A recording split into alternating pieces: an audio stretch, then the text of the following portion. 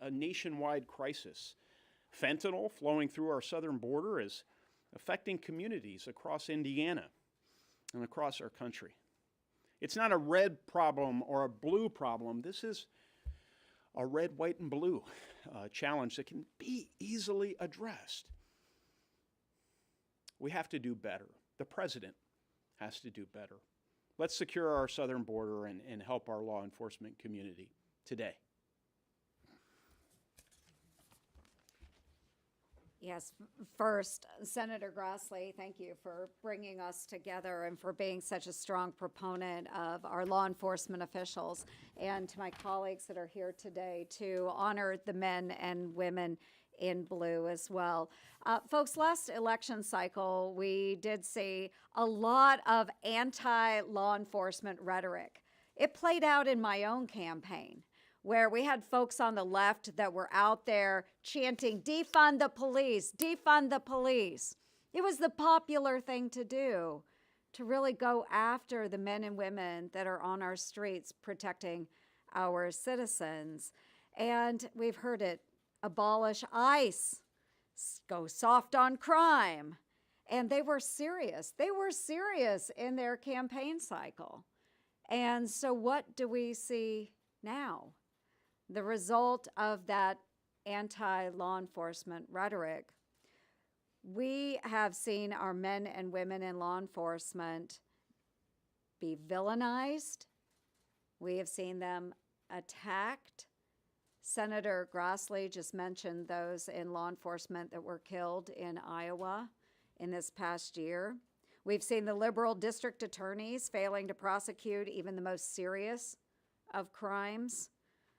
Officers on our border, just as Senator Young mentioned, they are overwhelmed with people flooding across the border. They're outnumbered, and as a result, we have seen violent crime surging across our country.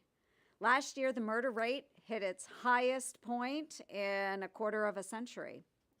And the New York Times just recently reported in an article that men and women that live and work in the city are afraid to go back to work in this post-pandemic world because of the surge in crime. They are afraid they will be attacked or harassed on their commute to work. That's from the New York Times. And during National Police Week, all of us, I want to thank and honor the men and women in blue. I know all of us want to do that. They work hard to keep us safe. I did a law enforcement roundtable a number of weeks ago in Iowa with men and women of local police departments, of our sheriff's departments, and of the Iowa State Patrol. I'm really proud of those men and women for stepping up during a difficult time.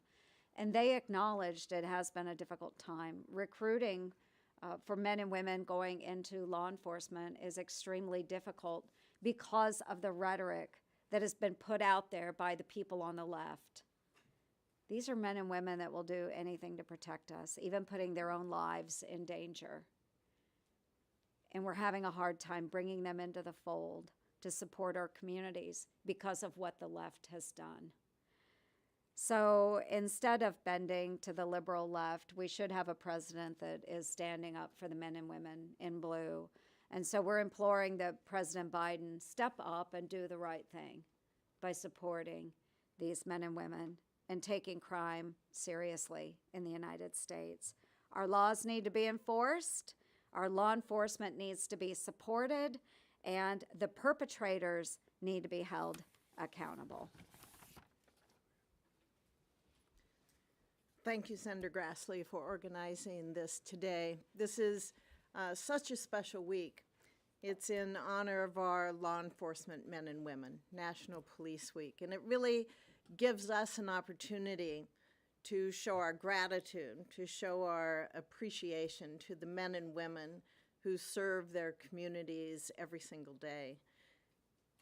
I think it's also an opportunity for us to highlight really the stark crisis that law enforcement officers across this country are facing right now. We've seen a lot of rhetoric against the police and also against the important work that they do. And that has an impact on local agencies, local communities. For the past 2 years, we've seen retirements and resignations that continue to climb. We know that recruitment numbers are down. I recently had conversations with some law enforcement in the state of Nebraska, and they say they are receiving fewer applications. In fact, the application numbers for some law enforcement communities is down 75% or more across the state of Nebraska. This contributes to hiring challenges that we know that police officers' jobs have also become much more dangerous. We have seen surges in violence and aggression towards police officers. 346 police officers were shot in the line of duty. 346. And 130 of them were targeted and shot in ambush-style attacks. 60 Minutes recently on their program, they had FBI Director Christopher Wray speak, and he said there is a 59% increase in the murders of police officers, with 73 officers killed in 2021. That's a rate of about 1 police officer killed every 5 days. Anti-police rhetoric has diminished morale. It has eroded public trust in our law enforcement. And these factors, I believe, have contributed to a massive crime wave that we are seeing all across this country. The administration's response has been weak. That cannot continue. We've had members of our party, Senator Cassidy is one, who has a resolution that really would get to what we should be doing, that I support.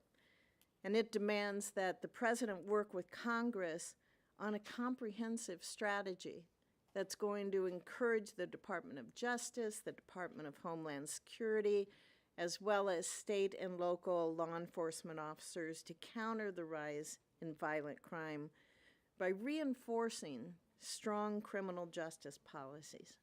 And the Senate needs to pass that resolution.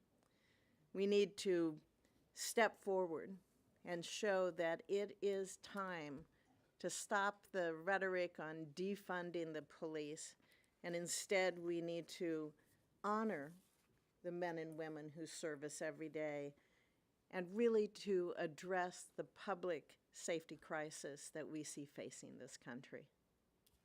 Any questions on the crime problem? Iris Tao with NTD. So speaking of public safety, you just mentioned that the protests going on outside the justices' homes. So can you elaborate on the connection between this protest and current trends in crime in the country that we're seeing right now? And also, what do you think about the administration's response to it so far? Thank you. I think it's pretty simple.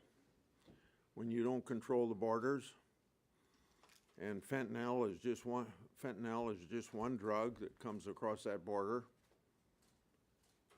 comes from China to Mexico into the United States, but other drugs come from other countries across the Rio Grande. And when that happens,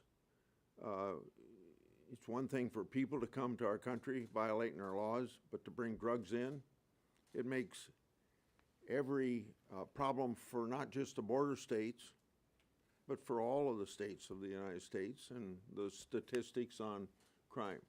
Her question was about the connection between violent crime and the intimidation at the Supreme Court. You sure didn't make that very clear. You know, remind me of a question I got in Medicaid in a town meeting, and I answered it for 5 minutes, and the woman told me that, that I'm talking about Medicare, not Medicaid. So any of you can stop me if I'm answering the wrong question. Well, I think when you have the President of the United States being quiet on the demonstrations that are going on, which are nothing more than to intimidate the Supreme Court for political reasons, when the Supreme Court needs to be independent and make decisions based on the Constitution and the laws, and at the top of our country, you don't have a president speaking up against that and supporting the courts. I think there's just one example, but that's a big example of what has caused morale within the police department to go down, and the defunding argument that goes with it, and making it very difficult to fill vacancies in Supreme Courts and things of that nature. That's the connection that I put to that. Following up on that, there's going to be a huge manifestation on Saturday here in Washington and in other cities in the country. Do you think there could be security concerns that maybe violence could come from these manifestations across the country? That's a question on speculation. Even if I was in law enforcement, you might not know that for sure, but they'd know more about that than I do. Yeah. Okay, thank you. Go ahead. The White House has called your investigation into Mayor Garcetti a partisan hit job today. Do you have any response to that? And I would like to ask why your Democratic colleagues should trust your report as face value as public interest. Is this on the Los Angeles? Yes. Well, I think first of all, my reputation for doing oversight work, if nothing more. You found out how wrong the Democrats were on that, and the Main Street media on that, when for 2.5 years they said our investigation of Hunter Biden was Russian disinformation, and then they ended up being the peddling of misinformation, Russian disinformation, and finally the New York Times and the Washington Post acknowledging that. So you get to the work of my committee and the respect it has, and I'm not saying drawing any more conclusions that just except for this one senator. There's 99 other senators can read the report and draw whatever they want from it, and I'm not dictating to it, and I'm not holding it up anymore. It can go ahead on its own merits. Do you have a response to the White House claiming it's a partisan hit job? Well, I don't have that reputation for doing partisan hit jobs. Thank you. Okay.